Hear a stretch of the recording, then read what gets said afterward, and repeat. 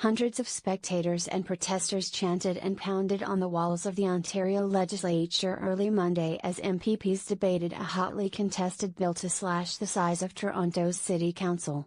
Security and police blockaded the door at the front of the building as the protesters demanded access. The protest could be heard through the walls for hours after the midnight session began, including shouts of "Whose house? Our house." By that point in the night, New Democratic Party leader Andrea Hor had left the room, and Premier Doug Ford was no longer in his seat, returning to speak to the session just after 6 a.m. ET. "We will never, ever back down," Mr. Ford said. "Last week, I told the people of Ontario that our government will do whatever it takes to get this legislation passed as quickly as possible." The deep green pews of the public galleries were empty for most of the morning. Waves of protesters had been escorted out by security, before the entire group was asked to leave less than 2 hours into the debate. The first to be taken out of the House was former MPP Toront.o, who was sitting in the visitors' gallery. "You can stand on principle," she urged Conservative representatives. "It's a sad, sad day." Last Monday, an Ontario Superior Court judge ruled that Mr. Ford's first bill to cut council, Bill 5, violated the Charter of Rights and Freedoms. In response, Mr. Ford said he'd invoke the Charter's notwithstanding clause for the first time in Ontario history, to override the judge. Bill 31 had its first reading last week, and the sitting Monday has carried on into the waking hours. "We need to get the engine moving," Mr. Ford told reporters before the session began. He invoked the causes of transit, infrastructure and housing within the city as motivators, evading a separate question about how much the midnight sitting cost taxpayers. Deputy Premier Christine Elliott said the bill wasn't an attack on the judiciary, it's simply an assertion that it's the elected representatives that make the law in this land. Many opposition members have characterized the move as part of a personal vendetta by Mr. Ford, who was once a Toronto city councillor and mayoral candidate. "There is nothing righteous going on here tonight," Toronto Centre MPP Susie Morrison declared.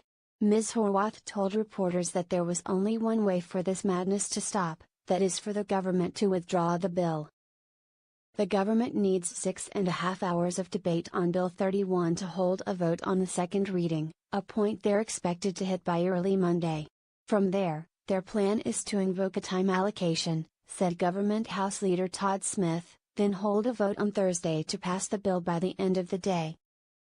The unconventional nighttime sitting had been called under a severe time crunch, with Toronto's city clerk warning that she's reaching a tipping point over whether she can properly administer the municipal vote on October 22.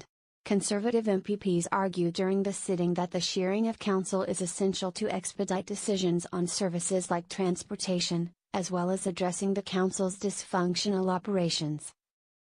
While opposing MPPs largely argued that the move was undemocratic and a worrying precedent.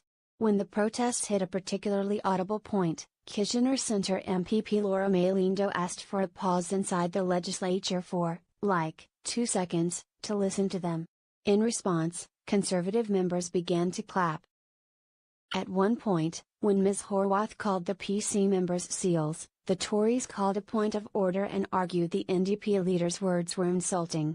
Some protests in the dark were quieter than others. Amid the discordant shouts outside, too low to be illuminated by camera lights, 71-year-old Penny Betson sat in fold-out chair near the foot of security officers.